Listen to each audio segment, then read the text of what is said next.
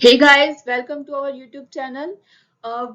आज हम पढ़ने वाले हैं वोकैबलरी के बारे में। अब ये जो वोकैबलरी है इसके बारे में पता तो सबको है और हर कॉम्पिटिटिव एग्जाम्स में भी आती है, लेकिन ये ना याद नहीं होती। इसको ना याद करने में ना बड़ी मुश्किल होती है हमें।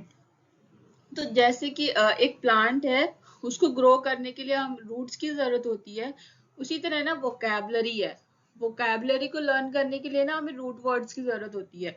अगर रूट वर्ड्स हमें अच्छे से याद है तो हमारी वोकैबलरी क्या होगी, बहुत स्ट्रांग होगी। और ये जो रूट वर्ड्स कौन से होते हैं, प्रीफिक्स एंड सफिक्स, यही जो चीजें होती है ना, प्रीफिक्स और सफिक्स, यही हमारे रूट वर्ड्स होते हैं।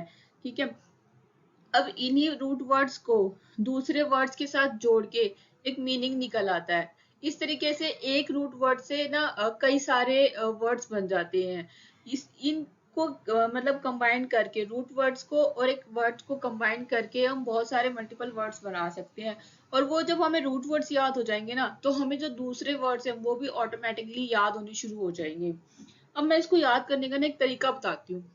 आप क्या करते हो, एक एक घंटे की क्लासेस अटेंड करते हो, इतने सारे वर्ड्स रजिस्टर में लिखते रहते हो, लेकिन वो याद कहाँ होते हैं, इतने सारे वर्ड्स याद नहीं हो पाते। तो हमें क्या करना है, हमें डेली सिर्फ एक वर्ड याद करना है। ठीक है, एक वर्ड याद कर लिया हमने, उसके बाद ना पूरे दिन में कहीं पर भी उस रूट वर्ड से रिलेटेड कोई भी वर्ड आप अ, सुनते हो या देखते हो कहीं पे, या लिखा हुआ कहीं पे पढ़ते हो, या न्यूज़पेपर में पढ़ते हो, या कॉम्पिटिटिव एग्जाम्स की तैयारी कर रहे हो, या उसमें कोई कहीं पे आया है, तो उसको आप अपने रजिस्टर में लिख लो। उससे होगा क्या, आपको और साथ में उसका मीनिंग भी लिखते जाओ। उससे ना आपको वो वर्ड जो है ना याद होते रहेंगे ऑटोमेटिकली। और एक महीने तक अगर आप ऐसा करते हो ना, तो एक महीने के बाद देखना आपकी वोकैबुलरी इतनी स्ट्रांग हो जाएगी। तो एक मतलब एक अलग से रजिस्टर लेना और उसके ऊपर सिर्फ एक पेज पे एक ही रूट वर्ड होना चाहिए। उस रूट वर्ड से जितने भी मतलब वर्ड्स बनते जा रहे हैं ना, वो एक ही पेज पे लिखे होने चाहिए। दूसरे पेज पे दूसरा रूट वर्ड होना चाहिए और उससे रिलेटेड जो है दूसरे वर्ड्स, मतलब जो वर्ड्स है उस रूट वर्ड से रिलेटेड जो भी वर्ड्स बन रहे हैं वो लिखने हैं। तो आज का हमारा वर्ड है,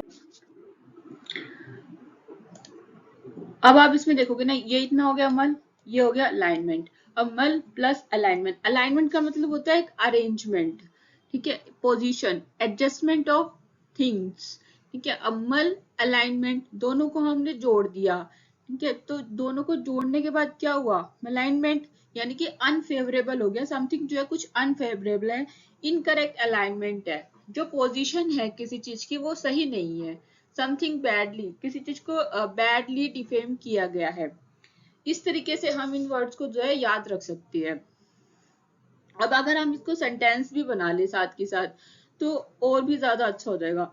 जैसे कि during my daily routine I prioritise exercises and stretches to correct any alignment in my posture and maintain a healthy alignment.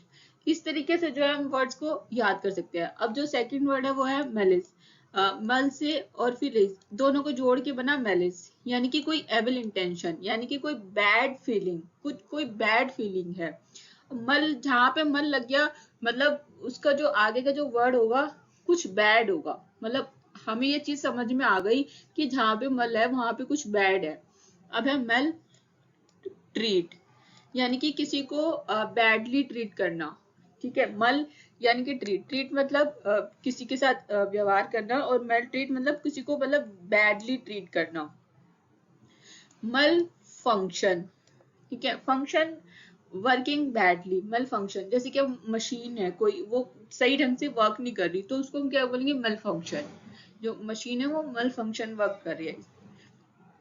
Dismal, ठीक है, डिस और मल, या एक ग्लूमी सिचुएशन। ग्लूमी सिचुएशन मतलब डिप्रेशन वाली जो सिचुएशन होती है उसको हम ग्लूमी सिचुएशन कहते हैं।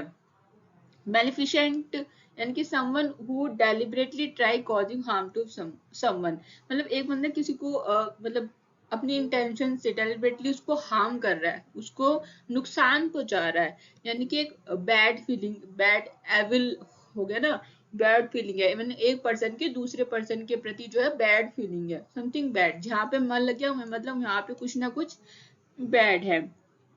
तो अगर हम इसको सेंटेंस भी बनाना चाहें तो ऐसे बना सकते हैं। Babita has a maleficent look in his eyes that radiates so much evil that I fear meeting him। अगर इनके वर्ड्स लिखने के साथ साथ आप छोटे मोटे सेंटेंसेस भी बना लोगे ना, तो वो जो वर्ड्स है वो अच्छी तरीके से माइंड में बैठ जाएगा। इसी तरीके से हमें जो है ये रूट वर्ड्स याद करने हैं, और इसी से जो है हमारे मल्टीपल जो है वर्ड्स जो है बनते चले जाएंगे। अब आपको कमेंट बॉक्स में मल से रिलेटेड और जो डिफरेंट और जो वर्ड्स बनते हैं वो लिखने हैं, वो मुझे बताना है कमेंट बॉक्स में लिख के। Okay guys, thank you so much for watching my video.